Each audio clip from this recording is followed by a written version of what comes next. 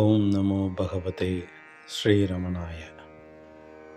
தமிழ் பாராயணம். ஸ்ரீ பகவான் ரமண மகரிஷி அருளி செய்த நூல்கள் தினசரி பாராயணமாக ரமணாசிரமத்தில் செய்யப்படுகிறது.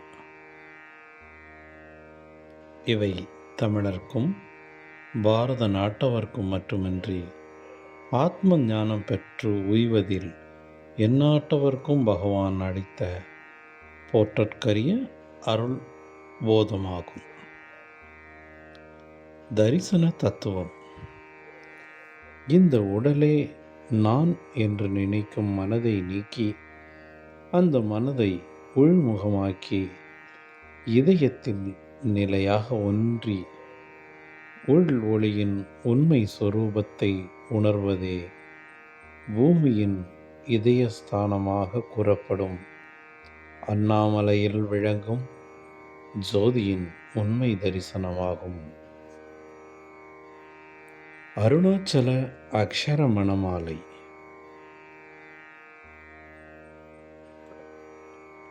நுண்ணுருவான விண்ணுருவுடைய உனை இதயத்தில் நான் சேர தடையாக உள்ள என்ன அலைகள் உன் அருளால் என்று அவைகளை அழித்து என்றும் கலந்து இருக்க அருள் செய்.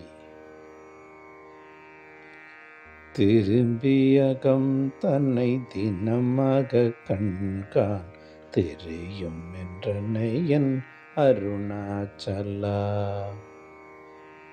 வெளி விஷயங்களில் இருந்து மனதை திருப்பி உள்முக பார்வையால் தன்னை தானே விடாது ஆராய்ந்து கண்டுகொள்ள வேண்டும்.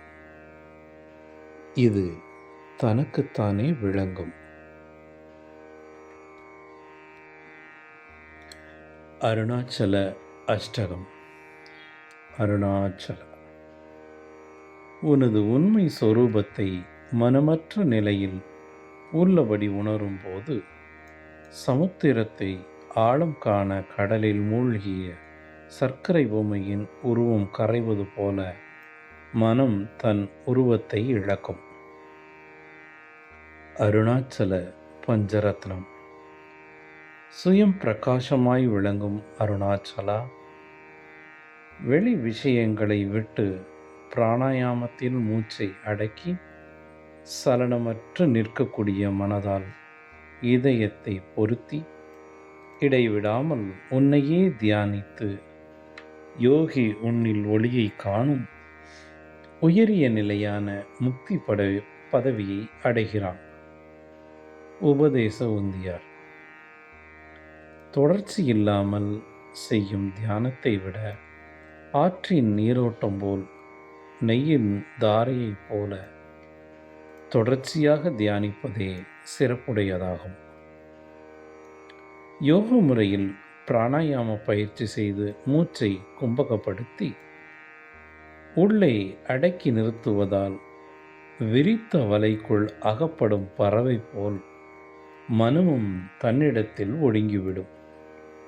இப்படி யோக முறையில் ஒடுக்குவது ஒருவித உபாயமாகும். மனமும் மூச்சும் இவை இரண்டும் இரட்டைகளைப் போல் ஒன்றாய் தோன்றி ஒன்றாய் அடங்குகின்றன.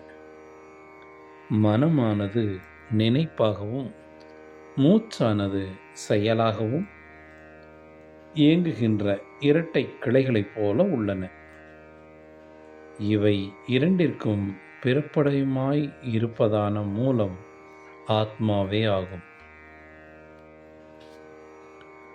சதா எண்ணங்களை பற்றி ஊசலாடி கொண்டிருக்கும் மனதின் உருவமானது எது என்று மறக்காமல் இடைவிடாமல் விசாரித்தால் மனம் என்ற ஒரு பொருளே இல்லை என்பது தெளிவாகும்.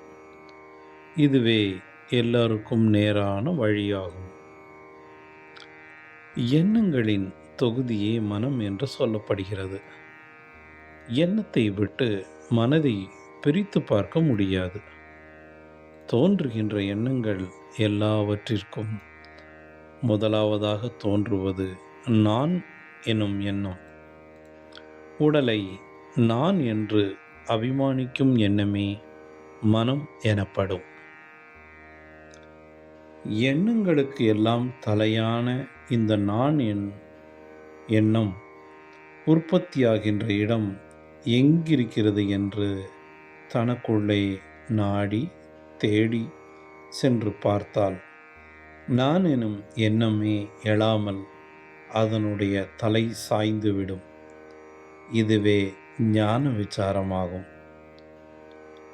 நான் என்னும் எண்ணம் ஒடுங்கும் இடத்தில் இருப்புணர்வான நான் என்ற ஆத்மா தானாக தோன்றும். தன் இயல்பாகவே பிரகாசிக்கும். உள்ளது 40. தண்ணீரில் விழுந்த ஒரு பொருளை கண்டெடுக்கும் பொருட்டு ஒருவன் அந்த நீரில் பேச்சு மூச்சடக்கி கொண்டு மூழ்குதல் போல நான் என்று கிளம்பும் அகந்தை எங்கிருந்து எழுகின்றதோ அந்த மூலத்தை எண்ணங்களாகிய பேச்சையும் மூச்சையும் அடக்கி கொண்டு உள்ளே ஆழ்ந்து கூர்மையான மதியால் அறிய வேண்டும் என்று அறிவாய்.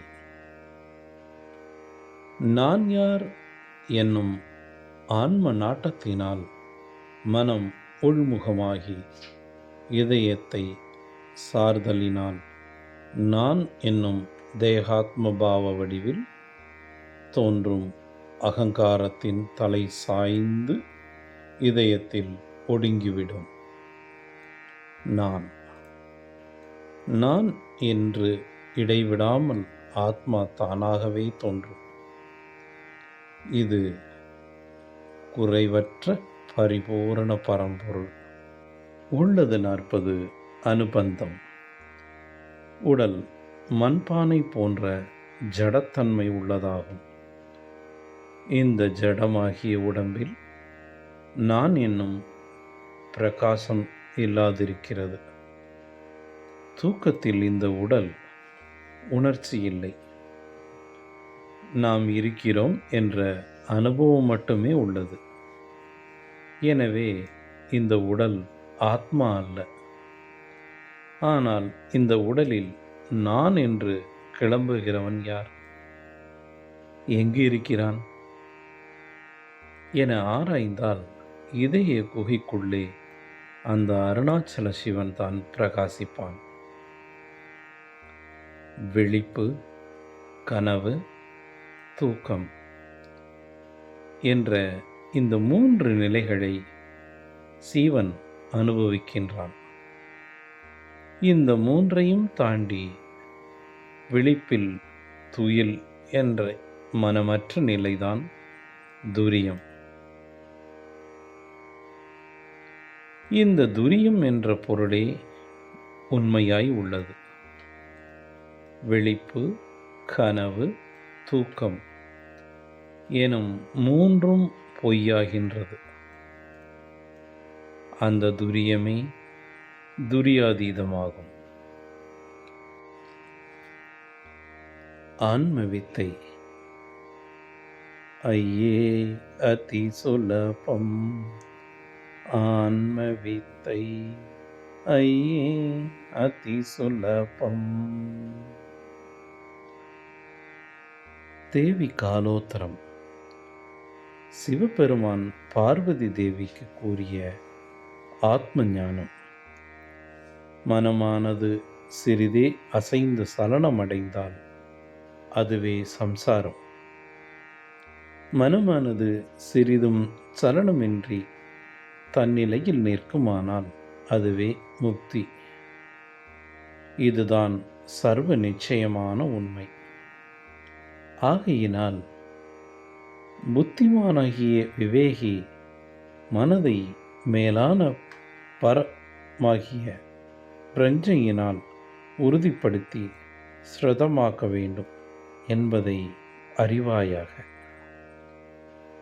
இரண்டற்ற ஏகஸ்வரூபமாய் ஞான ஒளி மாத்திரமாய் காட்சியெல்லாம் நீக்கியதாய் நான் என்னும் ஒரே அம்சத்துடன் கூடிய அந்த சூன்ய நிலை, நோ மைண்ட் ஸ்டேட் உள்ளதோ அதுவே பரவஸ்துவுடன் சேர்க்கக்கூடியதான உய்யும் கதியாக உள்ளதால் மோட்சத்தை விளைவிக்கக்கூடிய விதை ஆகுமென்று சொல்லப்படுகிறது.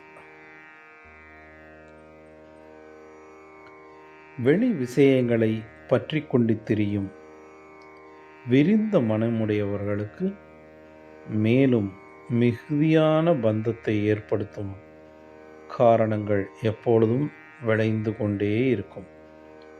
வெளி விஷயங்களை பற்றி திரியும் மனதை உள்முகமாக திருப்பி தனது இயல்பான நிலையில் இருக்கச் செய்தால் உலகில் எவ்வித துன்பமும் அடைய மாட்டார்கள்.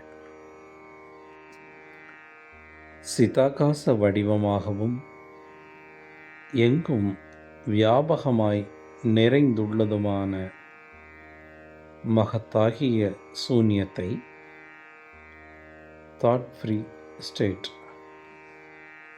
எவன் ஒருவன் பாவனை செய்ய மாட்டானோ அவன் எக்காலத்தும் தன்னை தானே பந்தப்படுத்தி கொள்ளும் பற்றுப்புழுவை போல் உலகப் பற்றினால் கட்டப்பட்ட சம்சாரியாவான் என்று அறிந்து கொள். எல்லாவற்றிற்கும் கீழாக உள்ள பாதாளம் முதலான மிக உயர்வாக கூறப்படும் சக்தி பரியந்தம் ஒன்றுக்கொன்று ஆதாரமாய் நிற்கும் தத்துவங்களாகியவை அனைத்தும் எவராலே சூன்ய பாவமாக்கிய ஆயுதத்தை கொண்டு வீழ்ச்சி அடையுமோ அவரே வீரர், மிகுந்த சூரர் எனப்படுவார். அந்த சூரரே நிர்விஷய ஞானி என்று அறிந்து கொள்வாய். நான் யார் என்னும் ஸ்ரீ பகவான் பிரம்மாஸ்திரத்தை போல யாவற்றையும் சூனியமாக்கும் இதை சூனிய அஸ்திரம் என்று கூறப்படுகிறது. விஷய போகங்களில் மேலுள்ள ஆசையானது ஒழியாமல் குரங்கை காட்டிலும் அதிகமாக சதா சலித்து கொண்டிருக்கும் மனதை வெளி விஷயங்களில் பற்றி தெரிய விடாமல் உள்முகமாக்கி மடக்கி சர்வ சூன்யமாகிய பதத்தில் ஸ்தாபிக்கச் செய்திடுவாய்.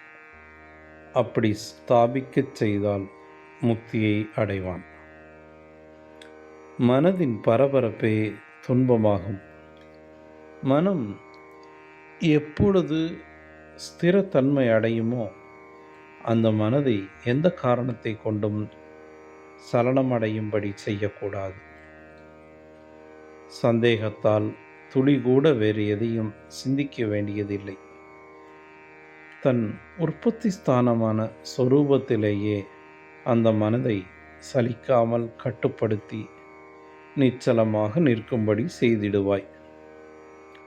சதா சலித்து கொண்டே இருக்கும் காற்றுக்கு சமமான மனதை எப்பொழுதும் சலிக்காமல் நிற்கும்படி நிச்சலமாக செய்யக்கூடிய சாதனம் எதுவோ அந்த தியானத்தை செய்வதே மனித பிறவி எடுத்ததன் பெரும் பிரயோஜனமாகும். இதுதான் சகல சாஸ்திரங்களையும் கசட கற்ற கல்வியின் திறமையும் ஆகும். அந்த பரம்பொருளாகிய சூனிய வஸ்துவை யார் ஒருவர் தியானித்து அந்த தியான பயிற்சியினால் அதன் மயமாய் ஒன்றியவராய் ஆவாரோ அவர் தவறாமல் பிறப்பு இறப்பு இல்லா பெருமை மிகுந்த உயர்ந்த ஸ்தானமாகிய முக்தி நிலையை அடைந்தே தீருவர். இந்த சூனியத்தை தியானிப்பதால் கர்ம விதைகள் அழிகின்றன. பிறப்பிறப்பில்லா பெருநிலை அடைகிறான். ஆன்ம சாட்சாத்கார பிரகரணம். அந்த ஆத்மா ஒன்றும் இல்லாத சூன்யமானது அல்ல, அசூன்யமானதும் அல்லதாகும். தானே எங்கும் வியாபித்திருந்தும் கொஞ்சம் கூட எந்த பக்கமும் சாயாத பரமான ஆத்மாவையே சதா சர்வகாலமும் சிந்தை செய்வாய். தான் எண்ணம் இல்லாதவன். எண்ணங்களோடு ஒன்றுபட்டுள்ள மனதை எண்ணுவதற்கே இடமே இல்லாதாக செய்திடுக. Stop thinking and empty your mind. எதையாவது நினைத்து கொண்டிருக்கும் மனதை ஆத்மாவிலேயே நிலையாக இருக்கச் செய்து மற்ற எதையும் நினைத்திடாமல் இருந்திடுவாய். மனமற்ற நிலையே ஆத்மா. அதனால் அதற்கு எண்ணங்கள் இல்லை. எண்ணங்களோடு ஒன்றுபடுவது மனமே ஆகும். எண்ணங்களோடு ஒன்றிய மனதை பிரிக்க வேண்டுமானால் எண்ணமற்ற நிலைக்கு செல்ல வேண்டும். விஷயங்களில் மனதை விடாமல் எல்லாவற்றையும் அறவே ஒழித்துவிட்டு மனதில் படர்ந்து ஓங்கும் எண்ணங்களையெல்லாம் அழித்து விடுவாய். எப்பொழுது மனமானது எண்ணங்கள் இல்லாத ஏகமாகிய உண்மணி பாவம் நிலையை அடையுமோ அப்பொழுது பரம்பொருள் தன்மயமாய் விளங்கும். அதுவே பரமானந்தம் என்று சொல்லப்படுவதாகும். பகவத் கீதாச்சாரம். மகா வீரனாகிய அர்ஜுனா, தைரியத்தோடு கூடிய விவேகமுள்ள புத்தியினால் மனதை அதன் இயல்பாகிய சலனத்தில் இருந்து சிறிது சிறிதாக எண்ணங்களிலிருந்து விடுபட்டு நேர் வழியில் சேர்க்க வேண்டும். சலனமற்ற இந்த மனதை ஆத்மாவில் சேர்த்து ஸ்திரமாக்க வேண்டும். வேறு எந்த சிந்தனையும் துளிகூட எண்ண வேண்டாம். எந்த ஒரு இடத்திலும் நிலையாக இல்லாமல் எப்பொழுதும் விஷயங்களை பற்றி அலைபாயும் மனதை எந்தெந்த விஷயங்களை பற்றி கொண்டு பகர்முகமாக பாய்கின்றதோ அந்த விஷயங்களிலிருந்து மனதை இழுத்து உள்முகமாக திருப்பி ஆத்மஸ்வரூபத்தில் நன்கு பதித்து அதிலேயே நிலை பெறும்படி செய்வாய். மனமற்ற நிலையே தியானம். மனம் அசைந்தால் சம்சாரம். மனமற்ற நிலையே ஆத்மா. ஓம் நமோ பகவதே ஸ்ரீ ரமணாய. சர்வம் ரமணார்ப்பணம்.